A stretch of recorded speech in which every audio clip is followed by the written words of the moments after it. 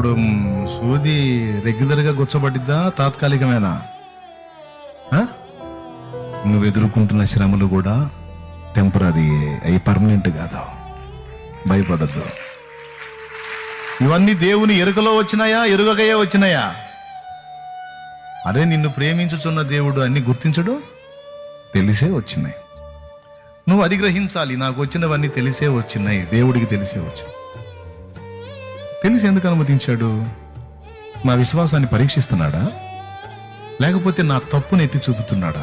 నువ్వు ఈ బుద్ధిహీనమైన పని చేస్తున్నావు కనుక నీకు ఇది ఉంది, నువ్వు ఇది మానుకో, నేను అది చేస్తా అని నా తప్పులకి, నా అతిక్రమాలకి శిక్షగా దీన్ని పంపిస్తున్నాడా అని చూసుకుని నువ్వు మారు మనసు పొంది నువ్వు సరిదిద్దుకున్నట్టయితే ఆ సమస్యను ఆయన తీసేస్తాడు.